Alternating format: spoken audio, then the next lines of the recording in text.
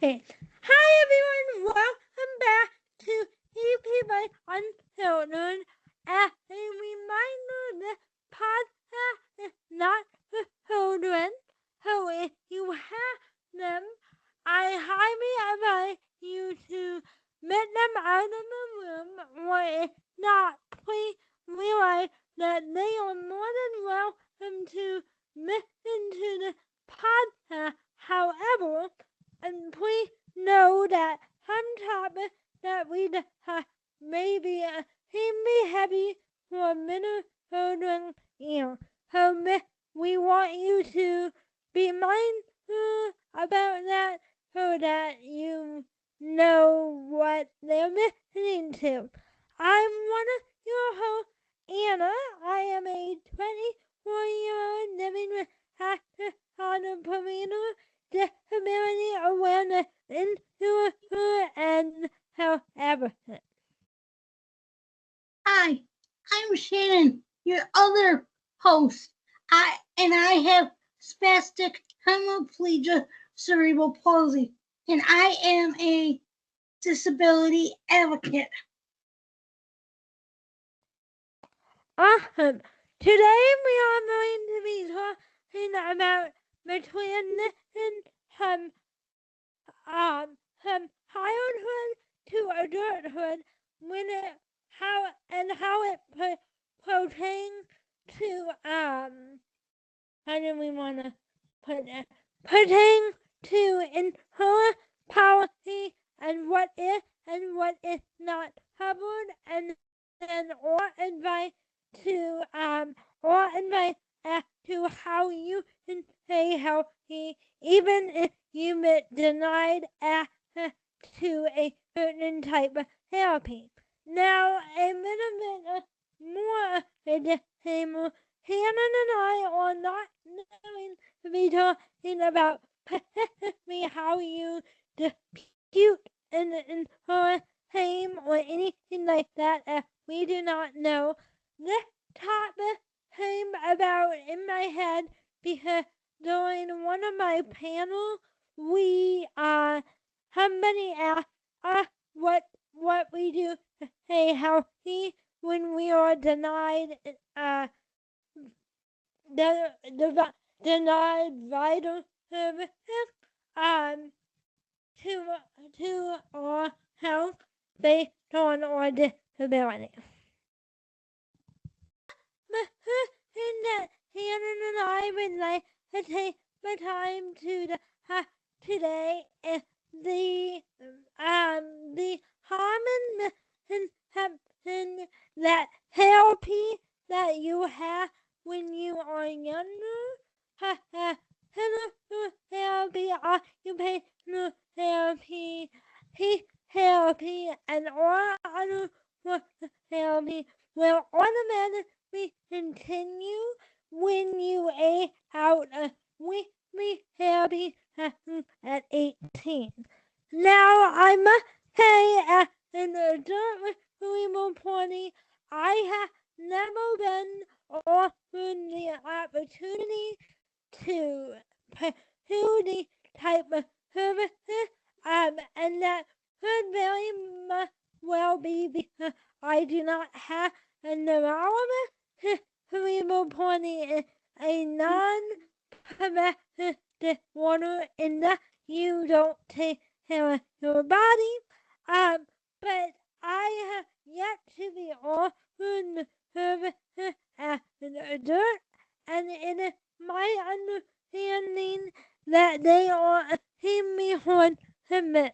I know that Shannon has tried to mix therapy services in the recent future, I think, so I'm going to let her explain that process, and I hope that that helps her to some parents listening before we talk about other things related to the topic.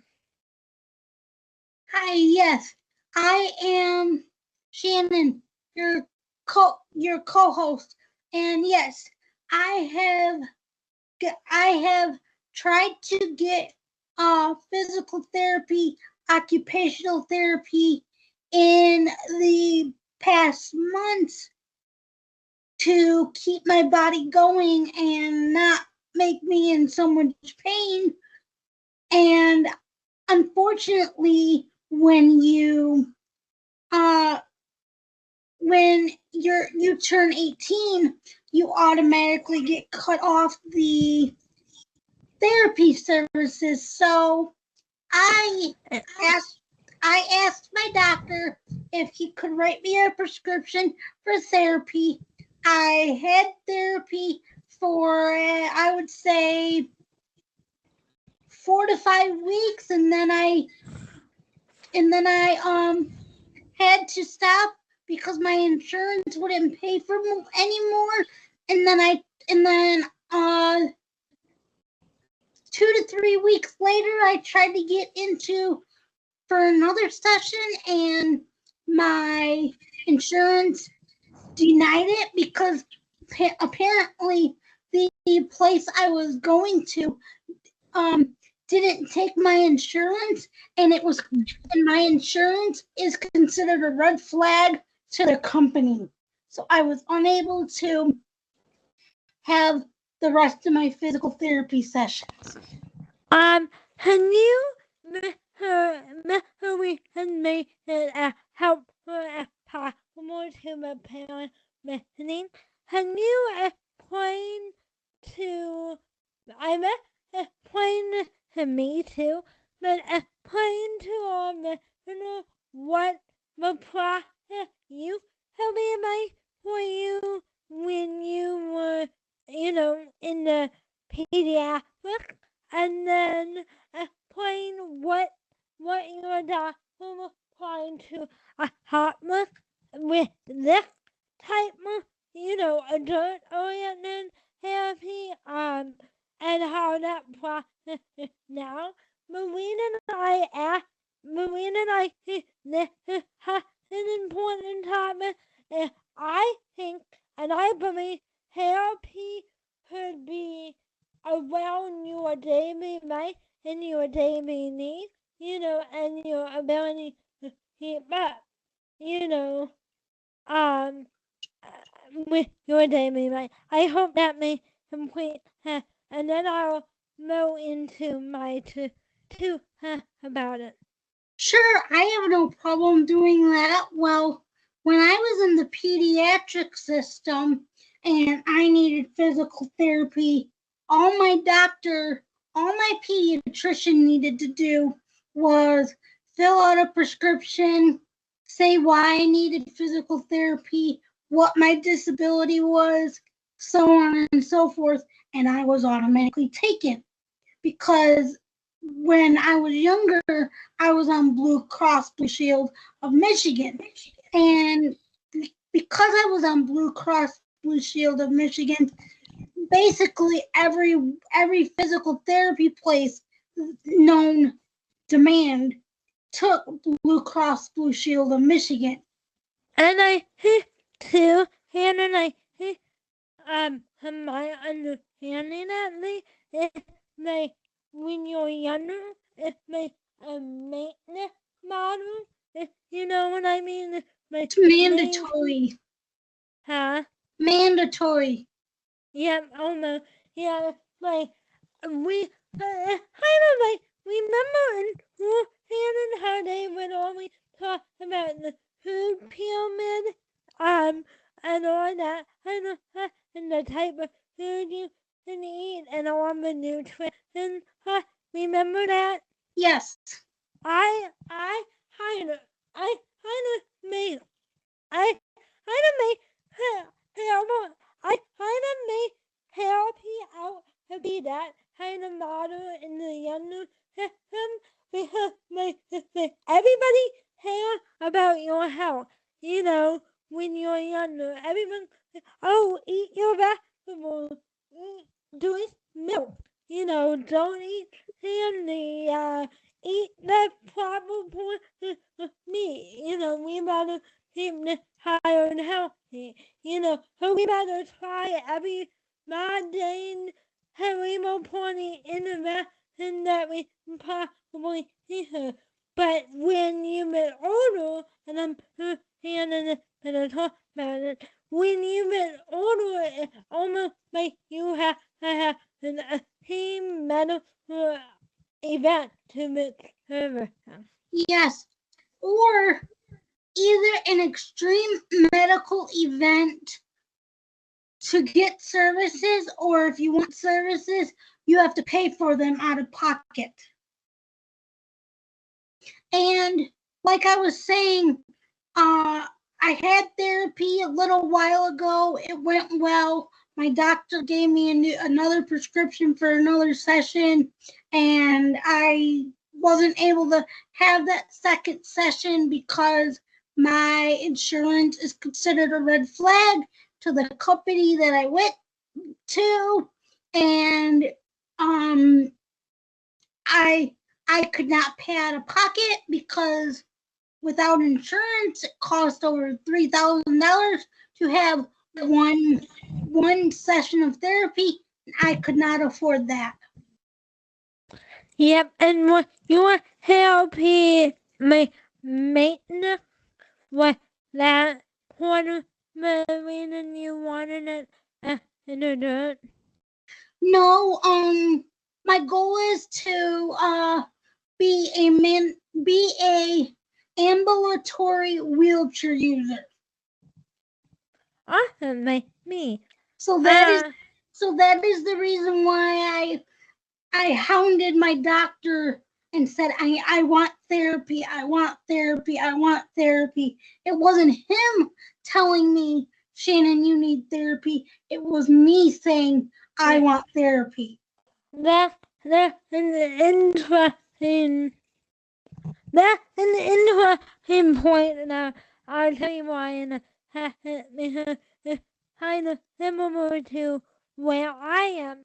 So I'm on the opposite side of the insurance war, I might say, and I decided to take therapy in my own hands, because I find that to be easier.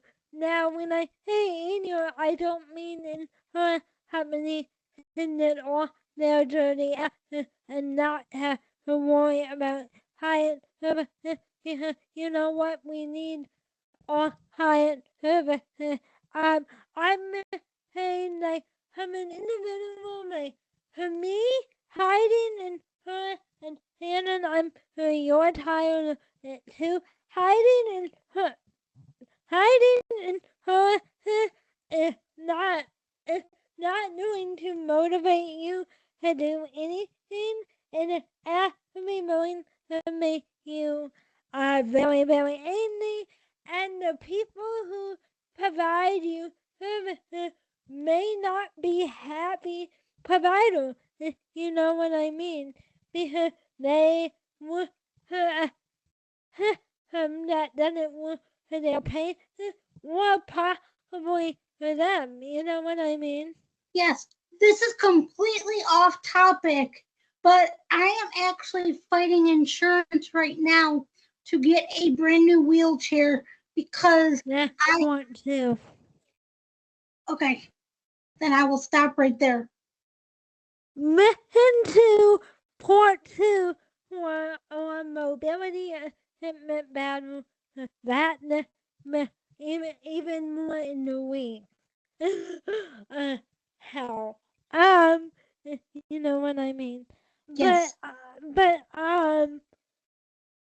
like for me, I think that maintaining your health is not worth the battle. For me, if you can make do at home and make therapy with for you at home, and you're encouraged for more important things. And I'm not saying don't come at me, internet. I'm not saying I'm not saying therapy isn't important. I'm saying there comes a time where you have to pick a battle. And I don't know, Shannon, do you feel like there's a time where therapy won't benefit you? the things that they're doing in therapy you can do at home? Yes. Yeah, I hear the same way, but you can know my best advice to you is if you are an adult living with any type of mobility disorder who is struggling to fit your therapy about like Shannon and my best advice to you would be if you can get one or two here who are covered by your provider, you don't have to have them develop a plan that you can do at home so that you don't have to constantly hike for weeks on end for more weeks in the clinic. Because my thing is going to the clinic and tell me if you had the same experience. Going to a rehab hospital or therapy clinic, we are probably the youngest people in there. Yes. When I had therapy recently, I was the youngest client, and most of the clients were spinal cord injuries, all sorts of injuries. I was the only one, and I repeat, I was the only one there with a physical disability that somebody was born with. Everybody else acquired their disability later in life. And that's kind of where I'm at too. I went to an adaptive limb that was not covered by my insurance, and I was the youngest one there, and I'm not gonna lie, that kind of annoyed me because everyone who is my age is going to a regular limb, right? Yeah.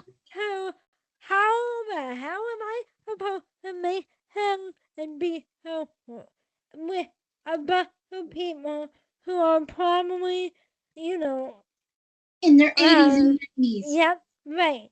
So, and the edit part of working out being helpful and having, and, being helpful and making new things, that's part of the battle too.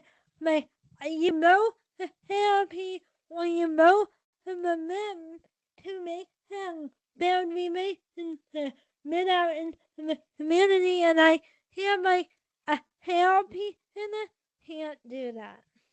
No, because a therapy clinic is focused on therapy and therapy only. Yes, you can have conversations with the therapist, but good Lord, hell no. I I I did that, and one day I thought, Shannon, you're an ass.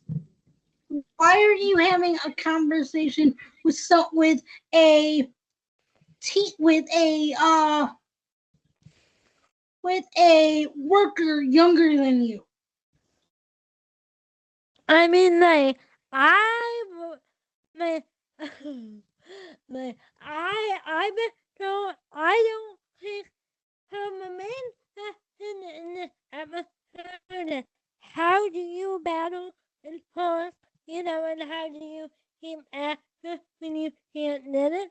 So I think and I met for this episode and go to the appointment that you hadn't covered, right? But during the appointment, try and have your therapist or whoever is helping you write a take-home plan and then take your take-home plan to the MIM, to a MIM. Planet Fitness is a wonderful place. The membership is $10 and they have mobility equipment. I mean, mobility accessible equipment, and then try and modify, and then try that, and then if you're still having trouble, with at-home exercises, no problem. Go back to your doctor, and we have more therapy. But please know that you, as a disabled person, can indeed access any other wearable limb. Yes. Anything else to say on this topic, Shannon? Not that I can think of, no. I think it was really helpful. Stay tuned for part 2 on mobility aids and insurance. Part 2 is going to be a little bit more heartfelt one than this one, I think. Yeah, I think hopefully no insurance companies are watching this. And if you are, get your act together. Yep. If you want to insure, please do not send us a opportunity. We will not take you up on it. No, no. But we'll